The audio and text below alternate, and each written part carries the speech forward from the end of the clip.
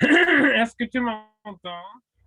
Oui, je t'entends bien. Est-ce que ça va, Edouard? Mon bel Ça Edouard. va, ça va, mon bel Emerson. Tu vois, à Moscou, il fait froid du canard, ou des canards, je ne sais pas comment on dit en français, c'est-à-dire -20, avec beaucoup de vent, et beaucoup de neige. Et ce sont les jours les plus froids voilà, de cet hiver. Bientôt, ça va monter. Bientôt, ça va faire D'accord, zéro. mais combien de degrés il fait là-bas? -20. -20. Oui. Bon Dieu, mais c'est trop ça. Ici, je vais pas te raconter Parfois, ici, mais c'est il trop y a ça. des, il y a des années, c'est assez rare, c'est une année sur cinq où ça va descendre vers -35, 38. Ça peut arriver et c'est à Moscou, tandis qu'en Russie, il y a des régions comme Yakoutsk, même tu peux regarder sur Internet, chaque hiver, il fait -50. C'est la ville l'une des plus froides au monde. Non, la ville plus froide du monde, il est, j'ai C'est oublié son nom. Yakoutsk. Comment? Yakoutsk. Yakoutsk. Voilà, exactement. J'étais en train de regarder un documentaire sur ça, sur cette ville. Et si on met les vêtements pour sécher, dans 5 minutes, elles vont être déjà congelées. Ouais, exactement. Ouais, c'est Que même les moscovites, pour les moscovites, c'est invivable. Et très peu de gens, je ne sais pas, très peu de moscovites, voilà, ils passent l'hiver parce que c'est invivable pour nous. ouais. Parce qu'à Moscou, presque tous les endroits, tous les endroits qu'on sort, il y a la chauffage, il y a la possibilité d'en être chaud partout. Oui. Mais pour ceux qui vivent dans les villes plus petites, c'est pas la même chose, je pense. Non, si, c'est-à-dire c'est toute la Russie qui est très bien Parce que assurée je par dis que le chauffage. peut-être ils doivent travailler au froid. Et à Moscou, ça ne se passe pas. Ils travaillent toujours dans un... Non, c'est dans toute la Russie, les gens travaillent au chaud et c'est très bien réglé depuis des millénaires. Et je pense que quand les tribus slaves sont venues dans ces villes-ci, donc il faut compter, je ne sais pas, 20 millions, qu'est-ce que je dis, 20 000 d'années, 30 000 d'années, déjà le chauffage était bien mis au point. Voilà. 20, 20 quoi? Répète ça, s'il te plaît. Après Je veux quoi? dire que toujours, tous les tribus russes, quand il n'y avait pas encore la civilisation, toujours les tribus russes se débrouillaient parfaitement avec le chauffage, parce que sinon c'est invivable. Ouais, Parce que imagine si, même que ça soit en bois. oui, partout, parce que c'est mortel le froid. Par exemple, si tu sors comme ça, si tu t'endors, si tu n'as pas d'abri, même à Moscou, voilà, c'est le risque mortel. La personne va mourir très vite. Ouais, ouais. Voilà. Edouard, donc, on commence euh, notre, comment est-ce que je peux appeler ça? Notre classe. Je Je pense que t'ai c'est... envoyé le texte. Oui, j'ai pris ici déjà.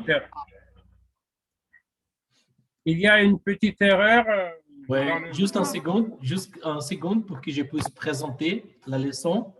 Donc, Edouard, je veux après qu'on finisse cette classe, j'ai une idée. Je pense que tu vas oui, aimer ça. Donc, à la fin de cette classe, on va parler sur ça. Et la classe dernière, on a fait la leçon 4. Donc, les langues latines, le latin et le français. Le latin vulgaire et le français. Donc, oui. aujourd'hui, la classe 5, on va regarder l'espagnol et le portugais, c'est ça? Aussi bien l'italien, parce que la dernière fois, on n'a pas pu parler de l'italien. Non, je suis désolé. L'italien et le portugais, c'est ça? Non, mais c'était le nom, mais je vais parler de l'italien, de l'espagnol, du portugais Non, et non, du mais roumain, qui est la même langue que le il faut moldave. savoir, Edouard, si dans une heure, on pourra parler dans toutes ces langues-là parce qu'on n'a qu'une heure. Donc, on va essayer le Justement. l'italien, le portugais et son adjudant, on commence l'espagnol. Ça pourrait être comme ça? Je préfère, tu vois, faire autrement. Je préfère l'italien après l'espagnol, après le portugais, parce que c'est la question de la chronologie Bon, pour parler de la littérature et des monuments littéraires, des traces écrites. C'est pour ça. d'accord. Parfait, parfait. Donc, Et encore deux choses à préciser. oui. Plutôt une Mais chose. c'est juste pour que je puisse commencer. Mais c'est juste pour que je puisse commencer ça. Donc, on va Ouais. parler aujourd'hui sur l'italien, l'espagnol, ils sont adjutants, le portugais, et on va voir si le moldave et le roman, ça peut être. Donc, Ouais. ici, c'est la résumé que tu as fait sur Ouais. l'italien et l'espagnol, mais je vais ajouter ces autres qui est envoyé aujourd'hui. L'espagnol, la philosophie, l'histoire des langues portugaises. Euh, voilà, donc ici c'est la langue romaine, donc je vais seulement mettre l'italien et le portugais et l'espagnol par l'instant. Edouard, on aura besoin de cela ici. Dante, la comédie, Petrarque. Oui, bien sûr, parce que c'était les écrivains qui ont bien élaboré la langue toscane, qui va devenir la langue italienne, et toutes D'accord, les un figures. second. Donc, Edouard, on commence ici déjà la classe. Donc, tu vas parler maintenant sur Dante, la comédie, Pétrarque, Canzoniere, Boccaccio, Decameron, Non, et voilà. je vais commencer par le point 1 qui est en bas, l'italien, la terre italienne, nombreux dialectes, tout ça. Bon, parfait, allons-y, s'il te plaît. Voilà, donc on commence. Est-ce Et que tu peux donc, faire quelques observations avant? non, non, ça va. Voilà. Donc, on commence. Il ne faut pas oublier que euh, tous les groupes de langue latine étaient marqués par trois étapes. C'est la conquête par les Romains, les habitants de la Rome antique. Après, c'est la conquête par les tribus germaniques. Et après, c'est la conquête des Arabes. Voilà. Et tous ces trois points, et surtout les deux derniers, ont eu une très grande influence surtout sur la prononciation, sur le vocabulaire, sur la tradition, sur la musique. Et on voit toutes ces traces jusqu'à présent. C'est pour ça que je marque ces trois périodes. Maintenant, on va exposer toutes ces choses en détail. Donc, la langue italienne. Euh, la terre italienne, à l'époque, était marquée par plusieurs dialectes qui étaient issus du latin vulgaire. Donc, les dialectes étaient le lombard, le vénitien, et surtout, il faut noter des dialectes très importants, le toscan, le sicilien et le sarde. le dialecte toscan, à partir de ce dialecte, va se former la langue italienne. Et jusqu'au XVIe siècle, parfois on utilisait euh, le nom de la langue toscane et non de la langue italienne. Après, le sicilien, qui a fait beaucoup dans le domaine de la poésie, et aussi le dialecte sarde, qui reste jusqu'à présent très proche du latin, surtout au niveau des verbes, parce que c'est une île, la Sardaigne, à l'ouest de l'Italie continentale. Et aussi, bien entendu, le dialecte napolitain, qui a donné une très riche poésie, surtout au 19e et au 20e siècle, dont je vais parler à la fin de mon exposé sur la langue italienne. Le napolitain, une question. Le napolitain, c'est un mélange de toutes ces autres langues? Ou Non, pas exactement? chacun de ces dialectes peut être considéré comme dialecte, mais quand tu es en Italie, dans toutes ces régions, c'est la question de la politesse. Il faut dire la langue sicilienne, la langue sarde, pour ne pas vexer les gens pour qui ce dialecte, cette langue, avant tout, c'est leur langue natale, et la langue italienne, bien sûr, c'est un peu paradoxal, mais c'est leur deuxième langue. Et par exemple, en sicilien, le chanteur Giuseppe Di Stefano, sa langue natale était le dialecte sicilien, mais lui, il a dû apprendre l'italien littéraire. En fait, c'est comme l'ukrainien et le russe. Et il a dû apprendre l'italien littéraire. C'est-à-dire tous ces dialectes marquent jusqu'à présent un certain bilinguisme. Voilà. Et c'est pour ça que ce n'est pas le mélange, chaque dialecte, c'est une branche à part du développement du latin vulgaire. Voilà. L'Italie était toujours dispersée au niveau politique. Il y avait beaucoup de principats, c'est-à-dire où il y a les princes, et les petits royaumes. Et l'Italie n'a jamais, jusqu'au 19e siècle, l'Italie n'a jamais connu l'uniformité.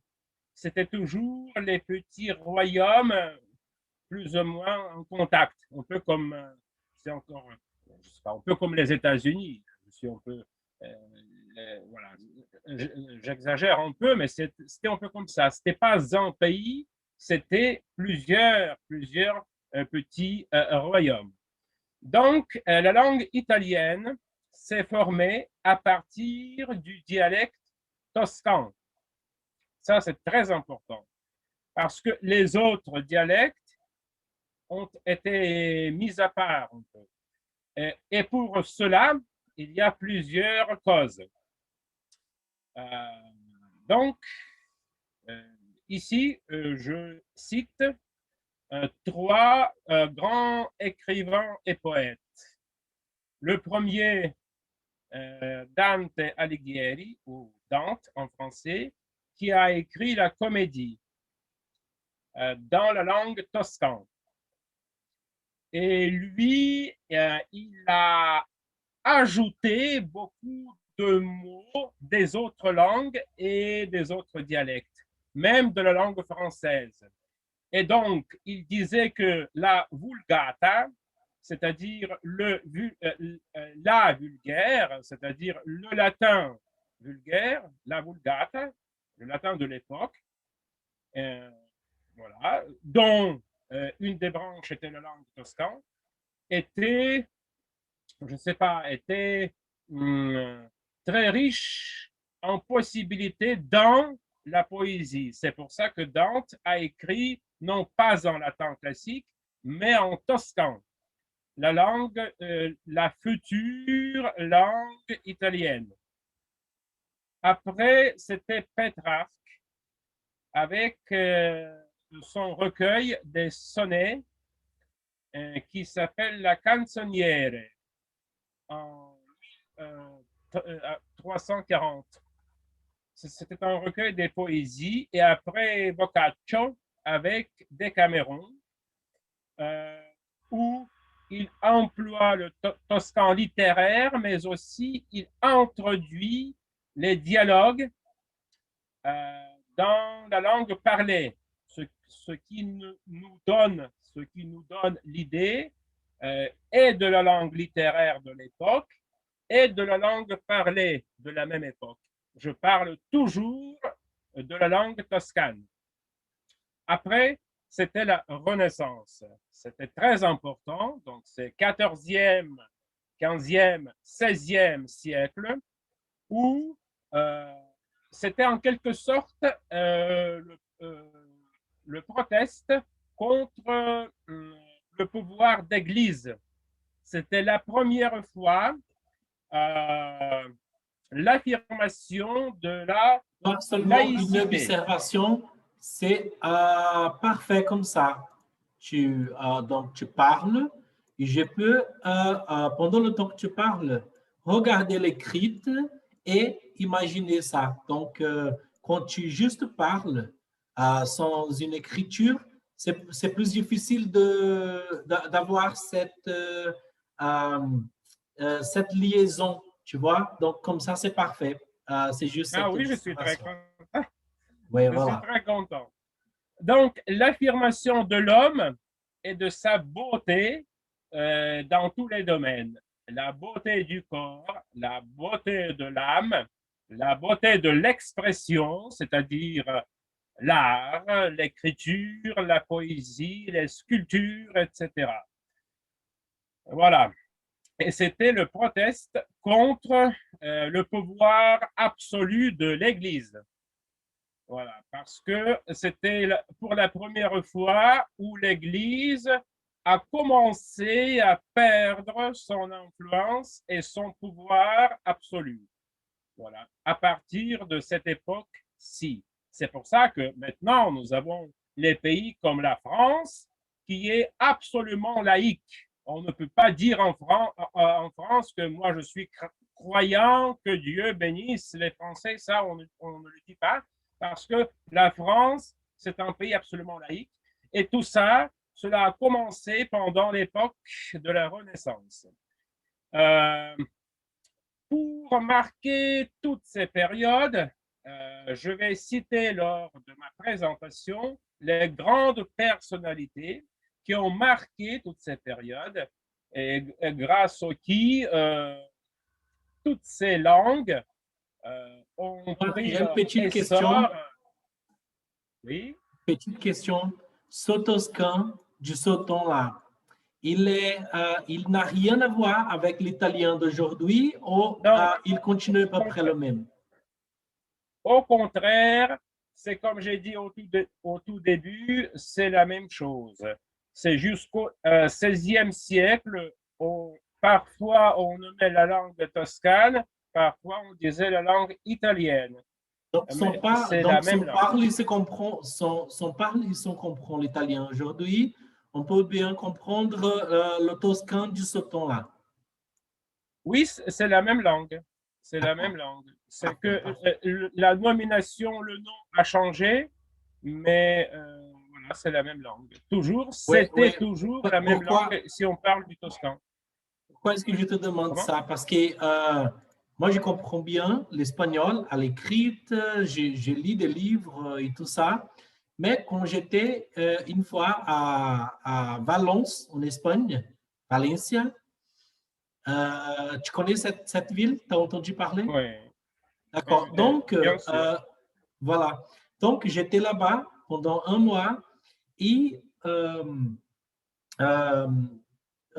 ce ami de mon ami anglais, on était chez lui, j'ai pris un livre sur sa librairie et je ne pouvais pas comprendre du tout parce que le valencien, il est totalement différent du espagnol. Donc, voilà, mais le toscan, c'est le même italien, Oui.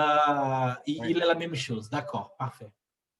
Oui, à tel point que c'est une chose assez rare dans l'histoire des langues. Le toscan, même celui de Dante avec la Commedia.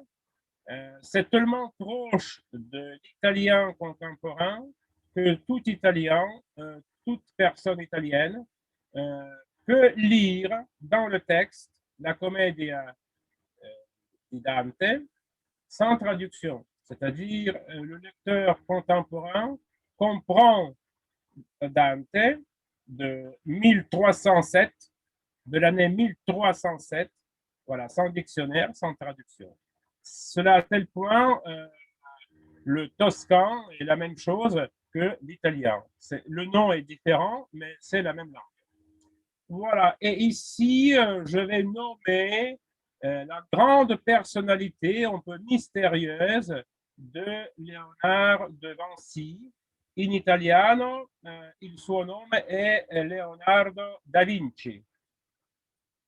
Voilà, 1452-1519. C'était, je dirais, l'une des principales figures, pour ne pas dire la principale figure de la Renaissance en Italie. Voilà, lui, il écrivait en toscan. Il a écrit les carnets de 13 000 pages. Tout d'abord, il écrivait sans la ponctuation. Il ne mettait ni point, ni virgule, rien. Et ce qui est encore intéressant, il écrivait en miroir. Comme les Je ne Arabes. sais pas si je suis clair. C'est-à-dire pour lire les carnets de Leonardo da Comme les Vinci, Arabes, au il faut contraire. il faut mettre le miroir pour lire ce qu'il a écrit. Et lui, il écrivait comme ça de la tête, de la manière miroitée. On ne sait pas pourquoi il le faisait.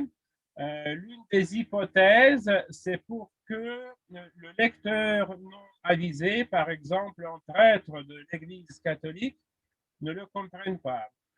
Parce que lui, il étudiait entre autres la médecine, l'anatomie, et sa profession était l'ingénieur et le peintre. Il gagnait sa vie avec la peinture. Mais il a fait beaucoup dans les autres domaines comme la médecine et l'anatomie. À l'époque, l'Église interdisait de faire les recherches sur les cadavres, sur les personnes mortes. C'était interdit. Et Leonardo le faisait en cachette, voilà, en silence, parce qu'il devait savoir l'anatomie pour créer la peinture, pour connaître la mécanique du corps. Et c'était le premier médecin dans l'histoire qui a prouvé, qui a étudié le mécanisme de l'érection masculine. Il a compris que le pénis humain avait l'érection grâce à l'accumulation du sang.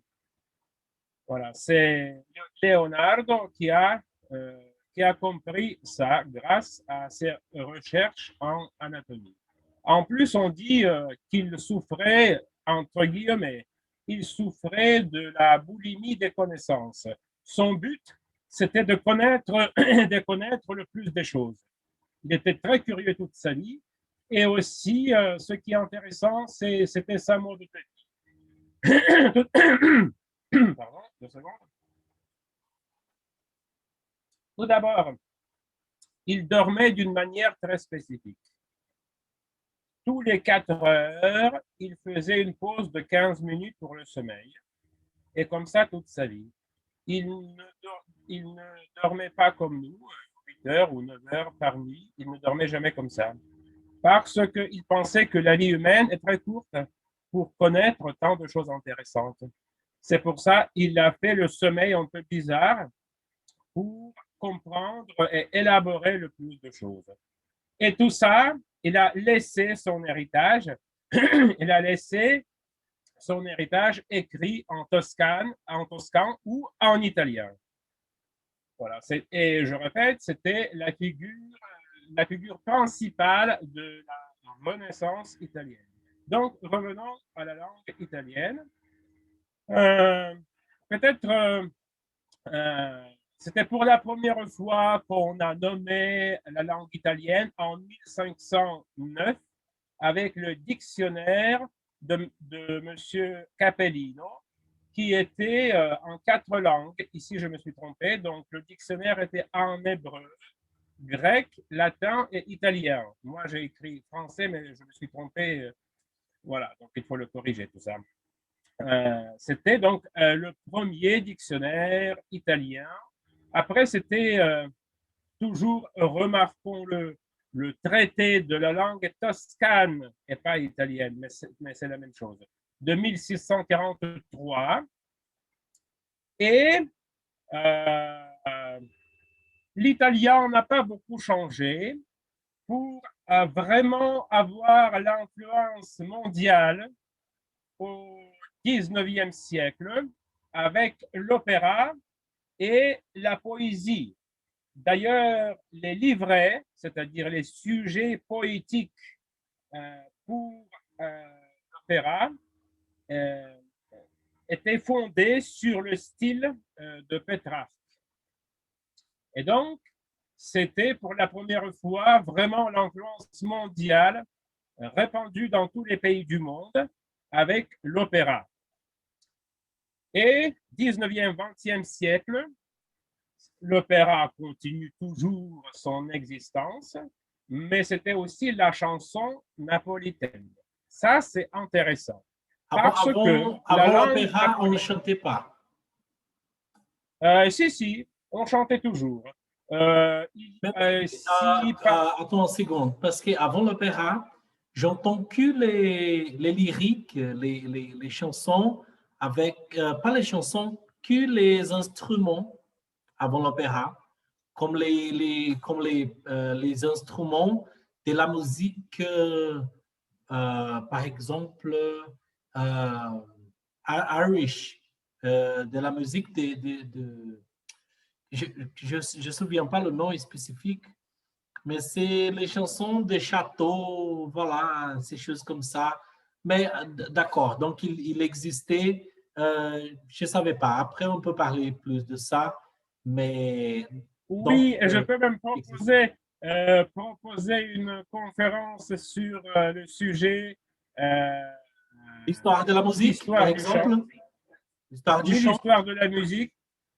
Oui, parce que ici, je vais dire seulement quelques mots. Oui. Ce que l'opéra était né à l'époque de la Renaissance. Les suggestions, l'histoire du chant. Voilà. Oui.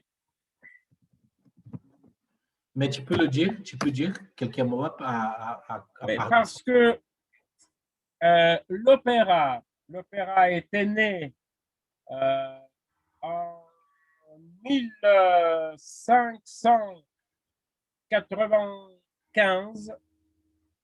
Voilà. Et l'opéra, c'était le proteste, l'opposition contre la polyphonie médiévale. Mais on chantait toujours. L'humanité n'a jamais arrêté de chanter. Au Moyen-Âge, c'était les chants religieux, mais également les chants populaires, comme aujourd'hui, les chansons qu'on chante, je ne sais pas, dans la rue, etc., et le chant religieux. Et voilà. Et l'opéra est né en 1598-19. C'est la naissance de l'opéra. Mais on n'a jamais arrêté de chanter. C'est seulement que l'opéra, dans l'histoire du chant, était le style le plus aimé dans tous les pays du monde. C'est pour ça que l'influence italienne est marquée avant tout avec l'opéra. On écoutait l'opéra français partout.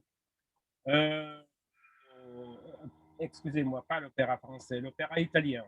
On l'écoutait partout, en France, au Brésil, au Portugal, en Espagne, en Russie, partout.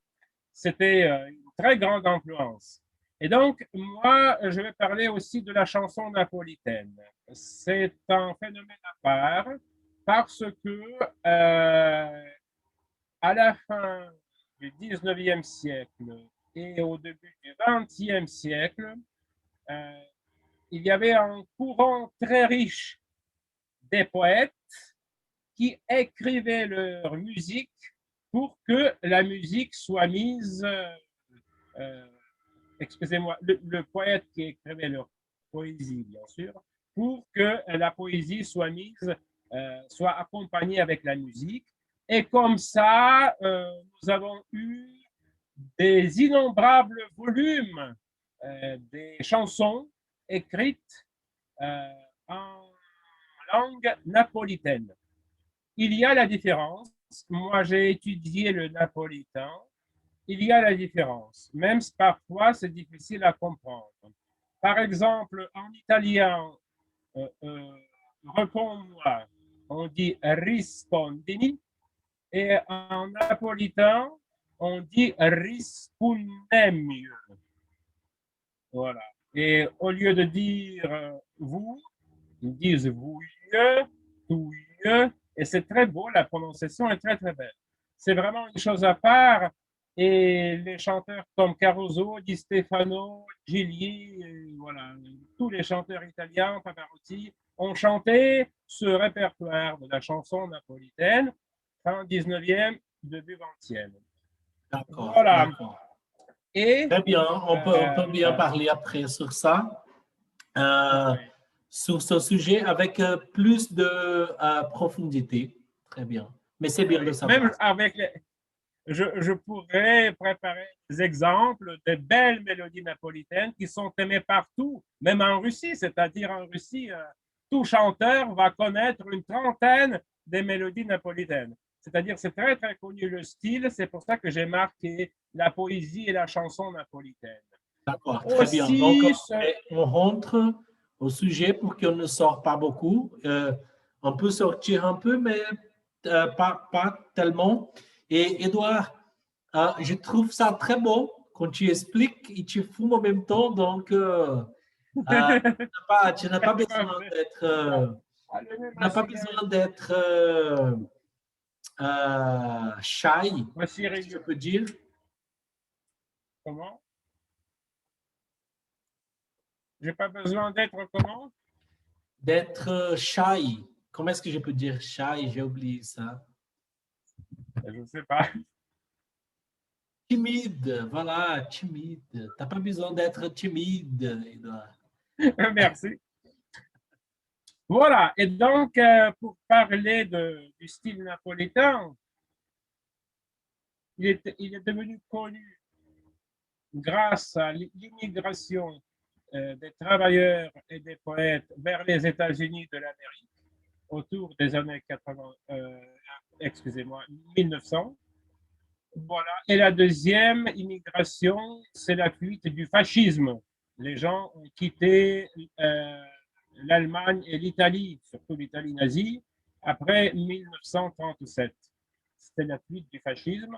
Et c'est pour ça que l'opéra, écrit en italien, et la chanson écrite en napolitain sont devenues très connues. Ça, c'est le temps, Grâce à Edouard. l'immigration. Les Italiens, ils sont venus pour migrer dans le Brésil, au Brésil, et on a des communautés des Italiens tellement grandes ici au sud du Brésil, à cause des gens en train de s'enfuir du fascisme dans ce temps-là. Ils ont été Oui, s'enfuir. exactement. C'est plus ou moins, j'ai mis environ 1937 parce que l'immigration a continué aussi après, Oui, jusque, c'est je environ ça. pense, 1940. Oui. En Russie, ils s'enfuient en Russie aussi? Non, malheureusement pas parce que la Russie était communiste et Les donc communistes aussi, menait oui. C'était un peu la pareil. guerre.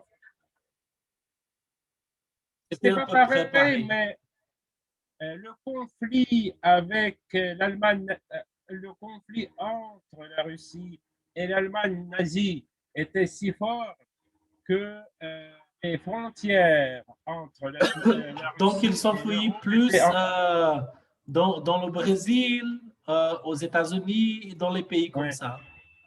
Voilà. oui, oui, exactement, exactement. Parce Voilà. que les frontières, Donc, ils en c'était, étaient des dizaines de milliers de personnes, des Italiens hmm, venus au Brésil. C'était beaucoup. C'était ouais, vraiment ouais. beaucoup. Mais on avance. Oui, et après, donc, j'ai marqué la période quand l'italien était vraiment unissait vraiment toutes les régions de l'Italie. C'était à partir de 1960, grâce à la télévision.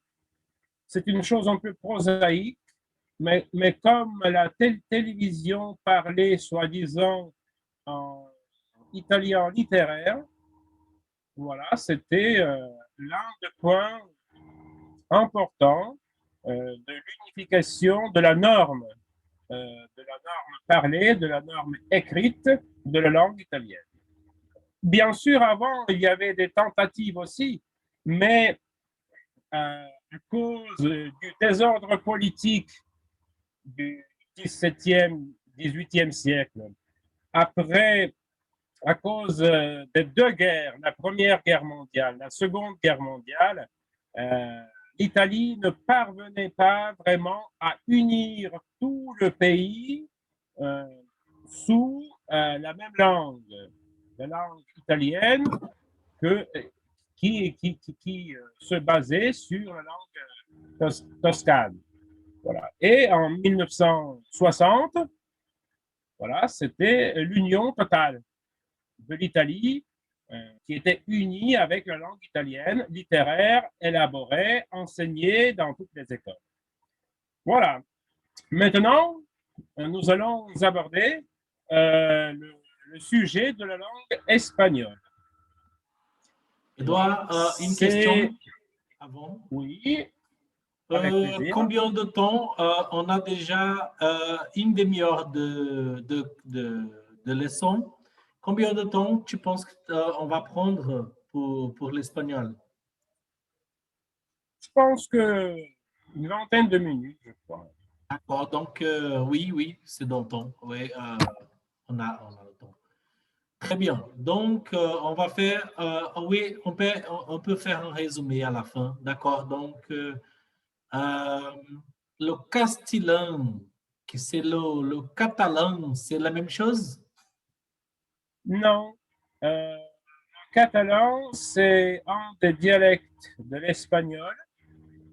Et comme en Italie, environ jusqu'au XVIe siècle, euh, au lieu de dire l'espagnol, on disait le castillan,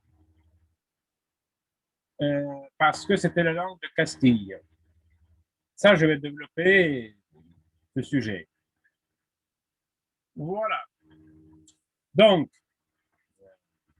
les Romains, Mais de la... jusqu'aujourd'hui, Edouard, j'écoute parfois ce nom, le castillan.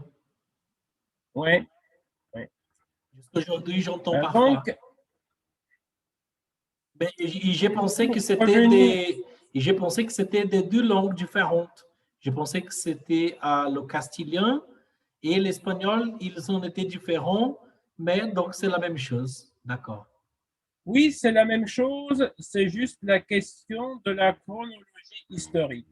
Parce que avant une certaine date, on disait le castillan, et après, on a commencé à dire l'espagnol, et surtout à partir de 1930, c'était au XXe siècle, où le régime franco, les franquistes, ont insisté que la centralisation de tous les dialectes sous l'égide du castillan, qui était en fait la langue espagnole, euh, comment je dirais ça, la variante principale, voilà, de toute l'Espagne. L'Espagne, euh, en Espagne, avant tout, il fallait étudier l'espagnol, le castillan, et tous les autres dialectes étaient un peu, je sais pas, un peu, comment je dirais ça, un peu, qui n'étaient pas littéraires, qui étaient plus parlés. Voilà. Et donc, revenons à la conquête de l'Espagne. C'était au IIIe siècle avant Jésus-Christ, la conquête de l'Espagne par les Romains. Voilà. Et à la même époque, les Romains ont conquis toute la péninsule ibérique avec le futur espagnol et avec la langue portugaise, le futur portugais. Voilà. Et donc, qu'est-ce qui était avant sur ces territoires? C'était aussi les petits dialectes d'origine indo-européenne, mais chaque région parlait sa propre dialecte et la langue latine a permis l'union, voilà, de la future Espagne. Et donc, il y avait un certain bilinguisme, ou bilinguisme plutôt, des dialectes locaux, malheureusement, qui n'ont pas laissé de traces, et du latin classique. Après la chute de l'Empire romain, l'Espagne a subi l'influence germanique entre le 3e et le 7e siècle, pendant 3 siècles. Et donc, il y a presque 1000 mots d'origine germanique. Et la période qui est très importante, malheureusement négligée par les historiens, parce qu'on veut présenter l'Europe qui était toujours seulement catholique ou très catholique ou trop catholique, mais que c'était la foi chrétienne. Et ce n'était pas le cas avec l'Espagne. Voilà. Et donc, 711 après Jésus-Christ, c'est la conquête musulmane qui va durer presque 8 siècles et qui va laisser les traces et dans la langue et dans la culture espagnole jusqu'aujourd'hui. Et bien sûr, il y avait les batailles, il y avait les pertes humaines, les personnes tuées pendant ces batailles. Bien sûr, c'est très tragique. Mais il y avait aussi beaucoup de choses positives dont on parle rarement. Et je vais parler de l'influence culturelle des soufis. Voilà. Qui étaient les soufis? C'était le courant protestant de l'islam. Ce n'était pas l'islam orthodoxe, c'était les protestants. Ils voyaient la foi musulmane et la philosophie musulmane d'une façon très originale. C'était les gens qui n'admettaient aucune différence. Si tu voulais devenir soufi, tu pouvais être catholique, orthodoxe, juif, musulman, n'importe qui. Tu pouvais devenir soufi. Ces gens-ci n'acceptaient ni les frontières, ni la différence des races, ni la différence des religions. Ils acceptaient tout le monde. Voilà. Et il y a de très grandes figures dans ce courant qui ont influencé la culture européenne. Et jusqu'à présent, et donc il faut dire que sur le territoire des pays latins, eux, ils écrivaient avant tout en latin. Et jusqu'à présent, quand on trouve un texte d'un philosophe médiéval qui est signé avec le nom en latin, parfois on découvre qu'il n'était pas du tout latin, qu'il était musulman. C'est ça ce qui est intéressant. Et donc, la plus grande influence sur la philosophie et sur la langue espagnole et européenne, c'était la figure d'Averroès, qui est né en 1126 dans la famille des juges. Il avait étudié le hadith, c'est-à-dire la tradition musulmane relative aux actes, paroles et attitudes du prophète Mohammed. Voilà. Et il a étudié la philosophie et la médecine. En 1182, Averroès est nommé le médecin privé du sultan. Parallèlement, il a beaucoup travaillé dans le domaine de la philosophie. Et sur ces travaux, en fait, beaucoup de courants médiévaux, philosophiques et linguistiques se basent sur les travaux d'Averroès. Et donc, en deux mots sur sa philosophie, il pensait que l'univers est conditionné pour les hommes, je répète, est conditionné pour les hommes, et cela a donné la future notion de l'anthropocentrisme qui est à la mode jusqu'à présent, bien qu'elle soit critiquée. Après, il a fait connaître, il a présenté aux Espagnols et aux Européens la philosophie d'Aristote. Quand je vais parler de la Grèce, c'est très important à le tenir dans la tête, à mémoriser le fait qu'il a fait connaître Aristote et il a commenté beaucoup Aristote et le médecin Galien. Et donc, il était en quelque sorte, il était transmetteur des connaissances grecques aux Européens. Et moi, quand j'ai été à Paris, j'ai vu beaucoup d'éditions bilingues des auteurs grecs. Le texte grec, le texte français.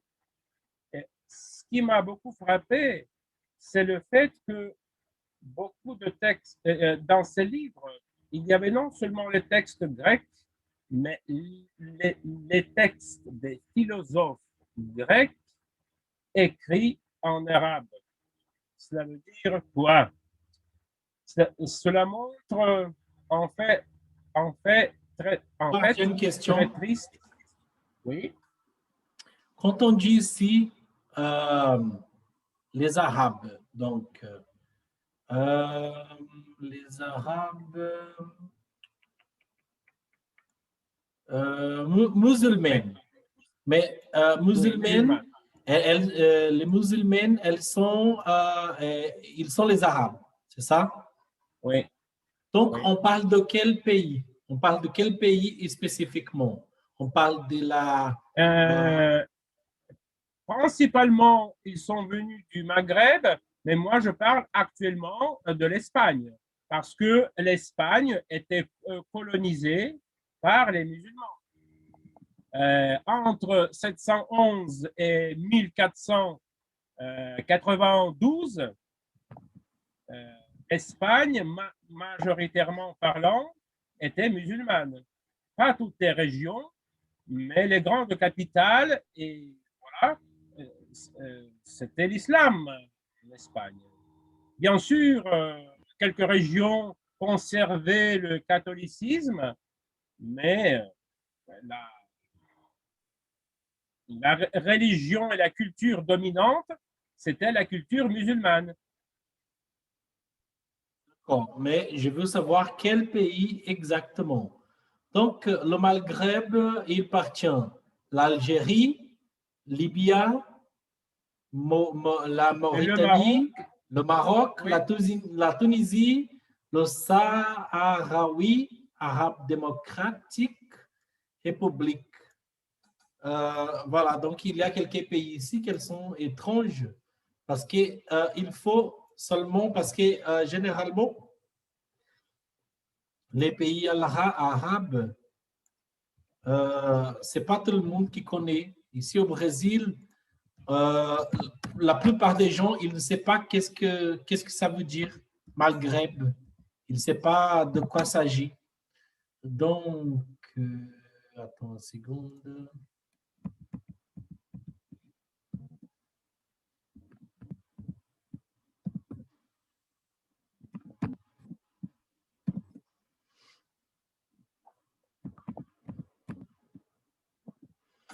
Donc, Maghreb, l'Algérie, la Libye, Mauritanie, le Maroc, la Tunisie, la République arabe sahraoui démocratique.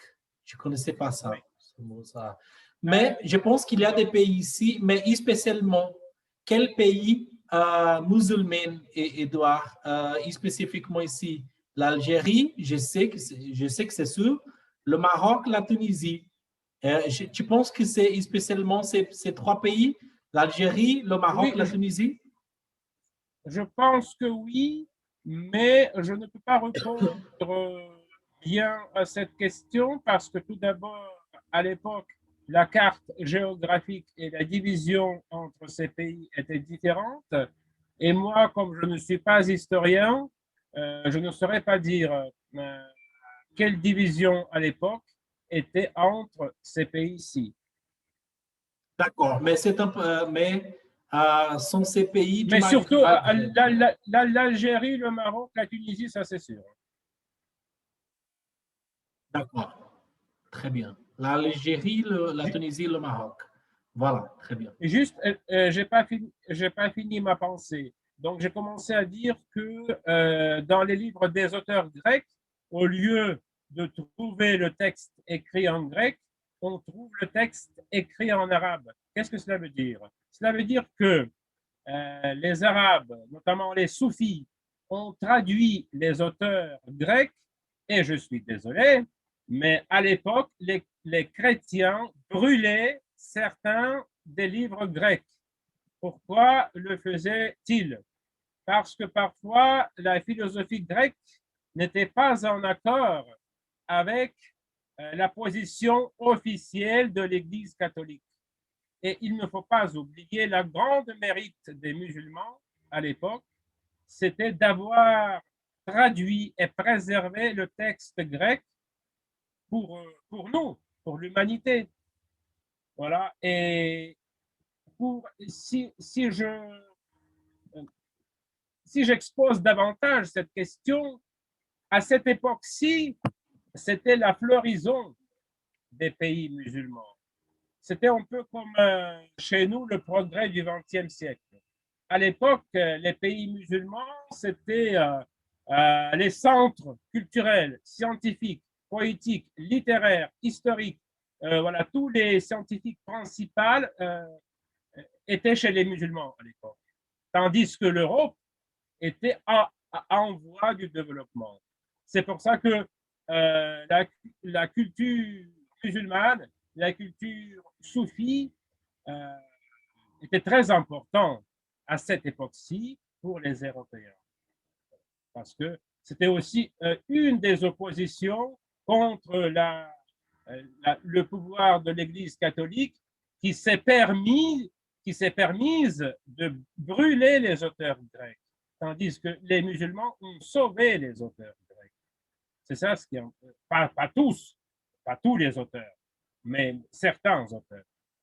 C'est pour ça que la présence d'Averroès en Espagne la présence de la culture soufie en Espagne, c'était une chose très importante. Et comme j'avais dit, que malheureusement, parfois, c'est oublié. Et je pense que c'est fait exprès pour montrer que l'Europe était toujours catholique. Voilà. Et qu'est-ce que j'allais dire?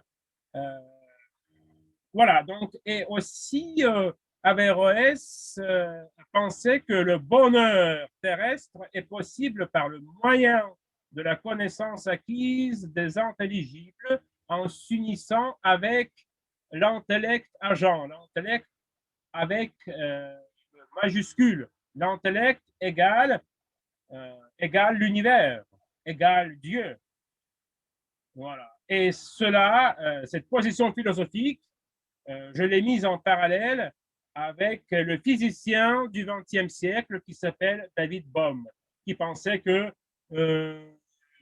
toute matière est animée par l'esprit. C'est pour montrer à quel point les pensées d'Averroès trouvent leur écho au XXe siècle. Voilà. Donc, Averroès était aussi, comme j'avais dit, le grand interprète d'Aristote. Il a fait les commentaires d'Aristote, très profonds et très importants. Et ses références en médecine étaient aussi non seulement Aristote, mais aussi le médecin Galien. Quand je vais parler de la culture grecque, je parlerai de ce nom. Voilà, le grand médecin. Voilà. Et grâce à Averroès, voilà, l'Espagne a connu et Aristote, et Platon, et Galien, et beaucoup d'autres noms intéressants. Ce qui est le point là, qui est le plus frappant, c'est le féminisme. Le féminisme d'Averroès. Suite à la lecture de Platon, il reconnaissait l'égalité entre les sexes et donc il proposait l'accès des femmes à l'éducation et à l'exercice des tâches habituelles des hommes. Voilà. Donc, cette idée, on l'a réalisée seulement en 1950, 1960, le courant du féminisme. Et imagine à quel point il était précurseur. Il faut compter 9 siècles avant, voilà, où il était précurseur de cette pensée que la femme est égale à l'homme. Voilà. Donc, mais revenons à l'espagnol. Voilà. Donc, les premiers textes en castillan, c'est aussi, on peut dire en espagnol, datent de 804. Et à l'époque, il y avait toujours le bilinguisme, c'est-à-dire la langue castillan égale espagnol et l'arabe. Aussi, il y avait le mozarabe, qui était un ensemble relativement peu documenté des dialectes romains fortement influencés par la langue arabe, utilisée par les chrétiens arabisés sous domination musulmane. Mais il reste très peu de sources, mais on sait que cette langue existait. Voilà. Et donc, la langue castillan classique En seconde, en naît. seconde. Oui. Les Arabes, Edouard, ils sont obligés, ils ont obligé dans ce temps-là les Espagnols de parler arabe, bien sûr. Non, on a essayé d'obliger, mais ils n'en avaient pas arrivé. Et donc, à cause de ça, ils ont créé cette mélange d'espagnol, de latin avec l'arabe qui a devenu l'espagnol. Comment c'était cette mélange, cette obligation de parler l'arabe, cette imposition? Tout d'abord, il n'y avait pas d'obligation. Comme c'était la langue des dirigeants, bien qu'ils fussent les conquérants, les étrangers, mais quand même, c'était la langue des dirigeants. Et on n'obligeait personne, on ne forçait personne d'apprendre l'arabe, mais c'était nécessaire, parce que c'était la langue de l'armée, de l'administration, comme on dirait aujourd'hui, je ne sais pas, de l'État, de police, de tout. Voilà, de l'armée, de l'administration, donc on était obligé. C'est la première chose. On était libre de ne pas l'apprendre. Et la deuxième chose, le mot arabe, c'est un peu, ça s'est créé de soi-même. C'est-à-dire, personne ne forçait personne. C'est juste le mélange, parce que s'il y avait quelqu'un qui parlait le latin et l'arabe en même temps, parfois ça crée le mélange. Donc, voilà. C'est un processus tout à fait naturel. Voilà, voilà ma réponse. D'accord, d'accord, on avance. Merci. Voilà.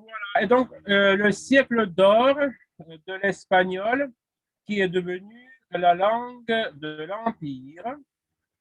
Voilà. Aussi, à l'époque, il y avait la première grammaire d'Antonio de Nebria, qui s'appelait Grammatica della lingua castellana. Et au XVIe siècle, la langue suit son expansion et crée, plutôt l'Espagne, crée l'Empire, qui inclut le Pérou, la Nouvelle-Espagne. On a que 5 minutes pour que la vidéo ne passe pas d'une heure. Essaye d'être le plus précise possible.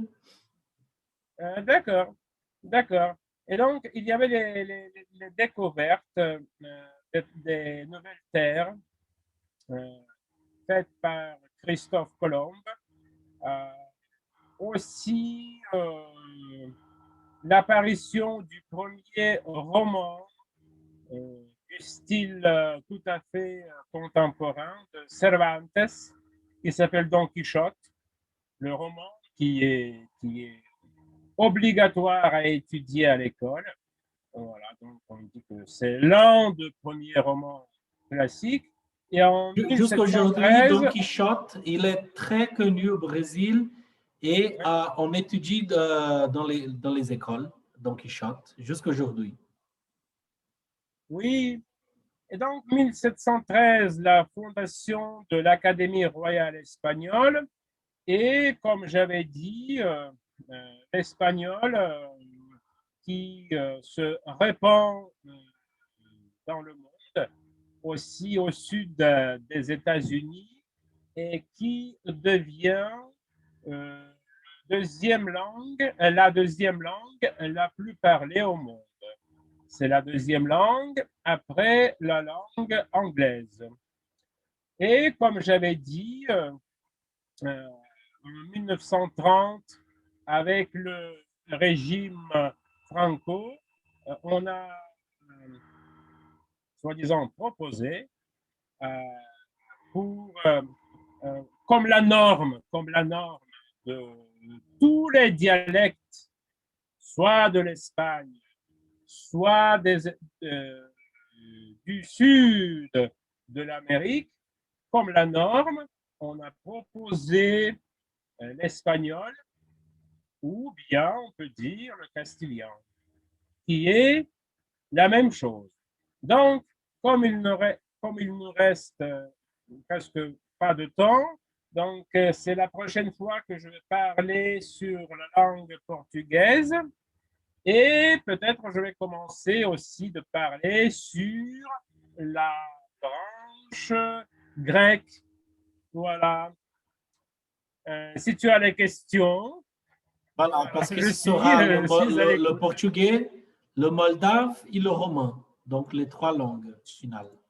Sur le moldave et le roumain qui en fait, qui est... Voilà. Non, mais c'est qu'est-ce qu'on va parler la prochaine classe. Mais maintenant, il faut qu'on finisse avec cette classe pour qu'on ne passe pas le temps. Donc, Edouard, Merci d'avoir partagé tes connaissances linguistiques pour cette 5e leçon. Et voilà, donc on revient la prochaine leçon, la 16e. La 16e ou la 6e? La 6e leçon. La 6e leçon, voilà. Donc, la 6e leçon. Attends une seconde.